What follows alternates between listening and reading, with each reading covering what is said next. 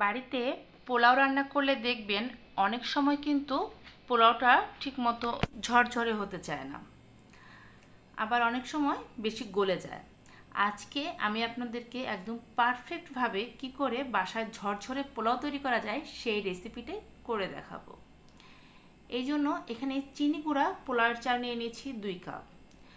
আপনারা চেষ্টা করবেন একটু পুরান পোলাওয়ের চাল নেওয়ার জন্য, অর্থাৎ চিনি গুঁড়ার চালটা যেন একটু পুরনো হয়। নতুন যদি চিনি গুঁড়ো চাল দিয়ে পোলাওটা রান্না করেন সেই ক্ষেত্রে কিন্তু পোলাওটা একটু গলে যাওয়ার সম্ভাবনা থাকে। আপনারা একটু পুরনো চাল দিয়ে এই পোলাওটা রান্না করার চেষ্টা করবেন। এটা হচ্ছে প্রথম স্টেপ। আর এখানে আমি নিয়ে নিচ্ছি গাজর কুচি। আমি 2 কাপ চাল নিয়ে নিয়েছি আর গাজর নিয়ে নিয়েছি দুইটা গাজর খুব ভালো করে ছুলে পরিষ্কার করে একটু মিহি করে আমি কুচি করে নিয়ে নিয়েছি। পোলাও আমি গাজর কুচি দিয়ে আজকে পোলাওটা রান্না করব। একটি হাঁড়িতে আমি প্রথমেই দিয়ে দেব সাদা তেল। আমি এখানে 1 কাপের মতো সাদা তেল দিয়ে দিয়েছি। দিয়ে 2টা তেজপাতা আমি ফোড়ন দিয়ে দিলাম। সাথে আমি দিয়ে দেব আদা বাটা। তেজপাতাটাকে কিন্তু প্রথমে হালকা একটু ভেজে নিচ্ছি। যখন দেখবেন তেজপাতা দিয়ে সুন্দর একটা স্মেল চলে আসছে তখন এখানে আদা বাটাটা আমি অ্যাড করে দেব। আমি এখানে 2 টেবিল চামচ আদা বাটা দিয়েছি। আদা বাটা দেওয়ার সাথে সাথে কিন্তু এটা ছিটতে শুরু করে, তাই চুলার আঁচটাকে অবশ্যই একটু কমিয়ে দেবেন আর আদাটাকে একটু তেলের সাথে খুব ভালো করে ভেজে নেবেন। দেখবেন আদার যে কাঁচা একটা স্মেল আছে সেটা নষ্ট হয়ে যাবে আর সুন্দর একটা স্মেল চলে আসবে। তখন বুঝবেন যে আদাটা ভালো মতো ভাজা হয়ে গেছে। পোলাও রান্নার সময় কিন্তু আদাটাকে খুব সুন্দর মতো করে ভেজে নেবেন, তাতে করে পোলাওয়ের ফ্লেভারটা খুব সুন্দর আসে। আর আপনারা যদি চান তাহলে এই তেলের মধ্যে কয়েকটা গরম মশলাও অ্যাড করে দিতে পারেন, তবে আজকে আমি দেইনি। সেটাও কিন্তু ফ্লেভারটা খুব সুন্দর অ্যাড করে। দেখুন আমি কিন্তু একটু সময় নিয়ে আদাটাকে ভেজে নিচ্ছি। এখন যে পোলাওয়ের চালগুলো আমি ধুয়ে রেখেছিলাম সেই চালগুলো ঝরা দিয়ে আমি এখানে দিয়ে দিচ্ছি। দিয়ে তেলের সাথে খুব ভালো করে ভেজে নেব। আমি আগেই বলেছি আজকে আমি কীভাবে বাসায় ঝরঝরে পোলাও রান্না করা যায় সেই রেসিপিটা আপনাদের সাথে শেয়ার করব। পোলাও ঝরঝরে রান্না করার জন্য কিন্তু এটা হচ্ছে দ্বিতীয় স্টেপ, সেটা হচ্ছে পোলাওয়ের চালটাকে খুব ভালো করে ভেজে নিতে হবে। অনেকে আমি দেখি চাল দিয়ে না ভেজেই পোলাওয়ের জলটা অ্যাড করে দেয়, তাতে করে কিন্তু পোলাওটা ঠিকমতো পারফেক্ট ওয়েতে ঝরঝরে হয় না। আপনারা চেষ্টা করবেন প্রথমে পোলাওয়ের চালটা পুরানো চাল দিয়ে পোলাও রান্না করার, সেই ক্ষেত্রে চালটা ঝরঝরে হবে। আর দ্বিতীয়ত চালটাকে খুব ভালো করে তেলের সাথে ভেজে নেবেন। আমি আপনাদেরকে একটা টিপস দিতে পারি, সেটা হচ্ছে যখন পোলাও রান্না করবেন ঘিয়ের পরিবর্তে সাদা তেল দিয়ে পোলাও রান্না করবেন। অনেক সময় ঘি দিয়ে পোলাও রান্না করলে কিন্তু পোলাওটা ঠিকমতো ঝরঝরে হয় না, তার পরিবর্তে সাদা তেল দিয়ে পোলাওটা রান্না করার চেষ্টা করবেন, অনেক বেশি ঝরঝরে হবে। কথা বলতে বলতে আমি পোলাওয়ের চালে দিয়ে দিলাম স্বাদ মতো লবণ। প্রথমে লবণটা বেশি দেবেন না, পরিমাণ মতো লবণ দেবেন। যদি লবণ প্রয়োজন পড়ে সেই ক্ষেত্রে আমরা পরবর্তীতে লবণটা অ্যাড করে দেব। লবণ দিয়েও চালটাকে আমি খুব ভালো করে ভেজে নিচ্ছি। ভাজতে ভাজতে দেখবেন চালটা কিন্তু অনেকাংশে হালকা হয়ে আসবে, অর্থাৎ চালটা একদমই হালকা হয়ে আসবে এবং চালটা যখন একটু ফুটতে শুরু করবে বুঝবেন যে পোলাওয়ের চালটা পারফেক্ট ওয়েতে ভাজা হয়ে গেছে, আর ভাজার প্রয়োজন নেই। তখন আমরা জলটা অ্যাড করে দেব। এখানে আমি গরম জল অ্যাড করেছি। আপনারা পোলাও রান্না করার সময় একটু চেষ্টা করবেন ঠান্ডা জলের পরিবর্তে গরম জল দিয়ে পোলাও রান্না করার। 2 কাপ চালের জন্য আমি 4.25 কাপ জল এখানে অ্যাড করে দিয়েছি। আমার এই রেসিপিগুলো যদি আপনাদের ভালো লেগে থাকে তাহলে আমার চ্যানেলটা সাবস্ক্রাইব করে পাশে থাকা বেল আইকনটা বাজিয়ে দেবেন।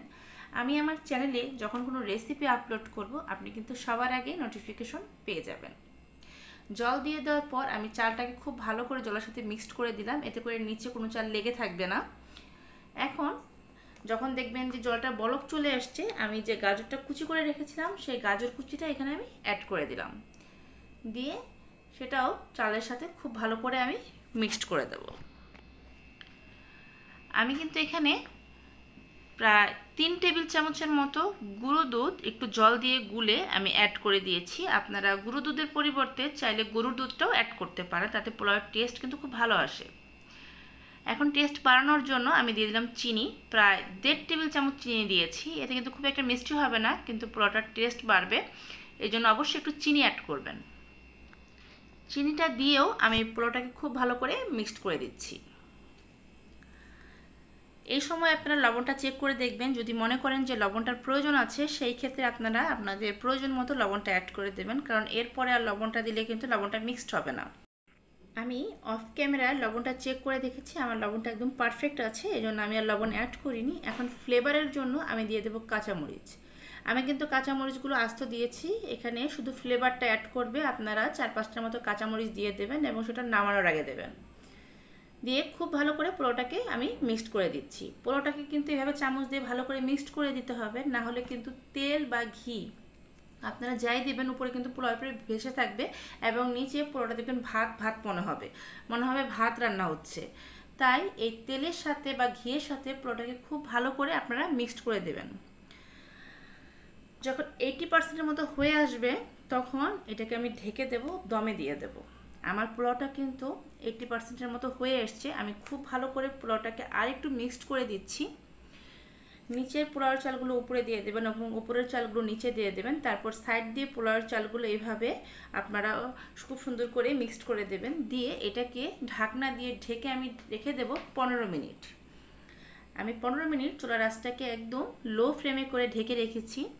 15 মিনিট পর ঢাকনাটা তুলে আমি আপনাদেরকে দেখাচ্ছি। দেখুন আমার পোলাওটা কতটা ঝরঝরে হয়েছে।